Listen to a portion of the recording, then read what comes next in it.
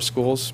They gave about $300,000 for the crossing guard program at the lower schools, and $177,000 for the maintenance fees of all the school fields.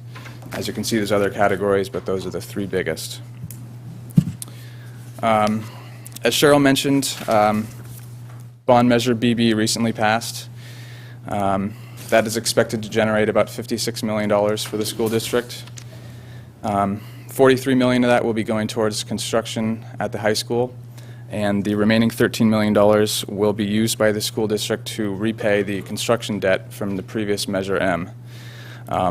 By paying off that construction debt, that frees up about $1.3 million annually for the school district to use towards their current budget cuts.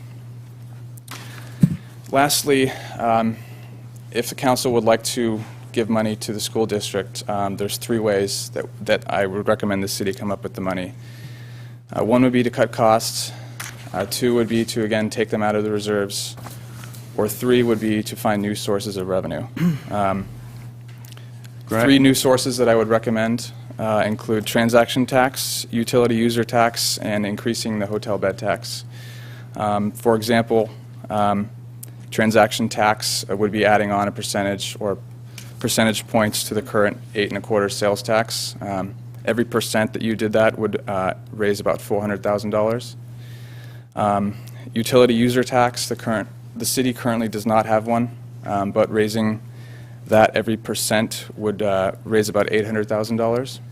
And the hotel bed tax is currently at 10%. If we were to raise that 1%, that would raise $400,000 a year. Thanks very much for that report. Appreciate that. We'll now open the session for public hearings. The public has 1 minute to put forward any comments if they would just state their name and their comments. So I'll open it now for public hearings. 1 minute each. Thank you, council members, mayor, the staff. I'm Brent Enright. I live at 648 33rd Street in the tree section here in Manhattan Beach. I'm a non-parent, but supportive of the school district. But just in glancing at the numbers, if you saw, we've got 2 security officers for the school district, amounting to over $325,000 in expense. I want to be a crossing guard over there at the school district. But my main point would be, let's glean through the numbers. We're talking about taking a large amount of money out of the reserves, most likely. If you look at the other places to cut from, everybody, the hotel owners would be up in arms, utility tax, we the citizens would be up in arms.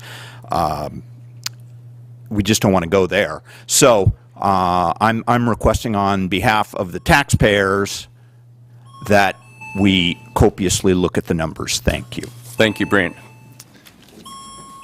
Any other comments from the public? Any other comments from the public? No? Okay, in that case, we'll close the public hearings. Thank you very much. So, council, open it for any questions from the council, but I'd just like to start by asking the City Attorney, Jeremy, if there's any legal issues that we need to consider on this proposal? According to Article 16, Section 6 of the California State Constitution, nothing contained in the Constitution shall prohibit the city from providing aid if found to be in the public interest, and this would be in the public interest, so there are no legal issues not allowing us to give to the school. Thank you, Jeremy. And if we, last year we gave the same amount, is there any point that if we keep giving the same amount every year, is there a point that it becomes a precedent and we're now obligated or committed to continue giving that money if they've become dependent on it? It's all at the discretion of the city.